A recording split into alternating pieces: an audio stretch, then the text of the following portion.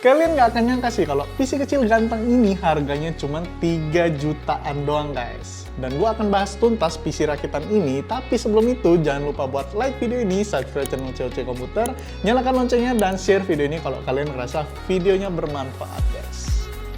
PC rakitan ini kenapa murah sih? Ya karena pengolah grafisnya itu masih pakai iGPU dari AMD Ryzen 3 3200G. Lah, emang Ryzen 3 3200G di tahun 2024 ini bisa apaan sih? Dan emang bisa main game-game gitu? Nah, di sini kalian tenang aja guys, karena gue akan bahas tuntas PC rakitan ini sekaligus gue akan tes buat main game-game mainstream saat ini.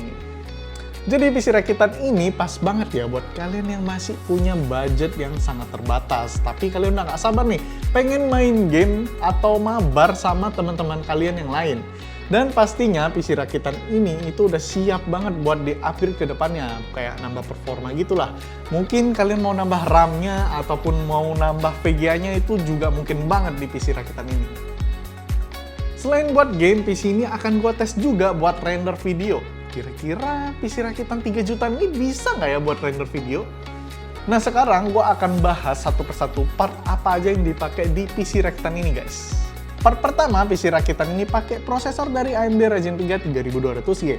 Jangan salah guys, walau tergolong udah cukup lama, tapi perpaduan antara prosesor dan iGPU-nya masih oke loh buat main game kompetitif saat ini. Next, motherboard-nya pakai A520M. Motherboard ini punya 2 slot RAM, jadi seandainya kalau kalian mau upgrade itu gampang banget. Dan juga udah ada slot SSD NVMe-nya buat kalian jadi lebih gampang kalau ngerasa SSD dari PC rakitan ini kurang besar kapasitasnya. RAM yang dipakai di PC ini 1 keping 8GB 2666 MHz. Kenapa dibuat 1 keping? Supaya kalian next bisa upgrade lagi. Dan kalau kalian mau langsung upgrade RAM ini pas beli, bisa juga guys. Jadi iGPU-nya bisa berjalan secara optimal. Sektor penyimpanannya pakai SSD SATA 3 berkapasitas 240GB. Size segini cukup sih untuk beberapa game dan Windows. Ya, buat Valorant atau Point Blank masih muat lah ya. Next, PC ini pakai power supply berukuran 450 watt. Dan pastinya bukan PSU bawaan casing ya. Walau murah tapi nggak asal-asalan ngasih partnya. Dan 450 watt masih bisa buat kasih daya ke VGA-VGA yang mumpuni di kelasnya. Kayak RX 6600 atau RTX 3060, bahkan 4060 juga masih bisa guys. Dan part terakhir buat masukin semua komponen-komponen tadi pakai casing berukuran MATX yang cukup mungil. Tapi muat banyak komponen kayak fan casing 2 di bawah, 2 di atas, dan 1 di belakang. Jadi buat airflow di casing ini juga cukup enak ya. Dan selain itu PC ini juga kita tambahin 2 fan casing 12 cm supaya PC ini suhunya tetap stabil walau dipakai ngegame ataupun rendering. Nah itu dia tadi part-part apa aja yang dipakai di PC ini, dan ini dia video benchmarknya. Buat game pertama yaitu Valorant di settingan low 720p dapat rata-rata di 90 fps dan 1% low di 34 fps. Game kedua yaitu Genshin Impact settingan low 720p dapat rata-rata 55 fps dan 1% low di 12 fps. Game ketiga yaitu Roblox settingan low Full HD dapat rata-rata 84 fps dan 1% low di 65 fps.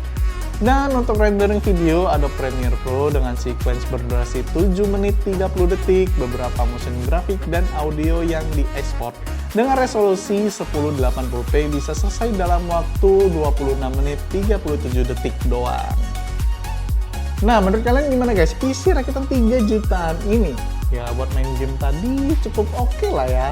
Apalagi PC ini masih bisa di-upgrade guys, jadi kalian tenang aja. Ya, ginilah enaknya kalau misalnya kalian ngerakit PC.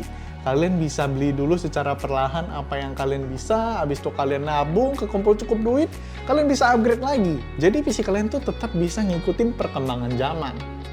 Dan walau cuma pakai Ryzen 3 3200G di tahun 2024 ini buat main game tipis-tipis atau buat render video, menurut gue masih oke sih.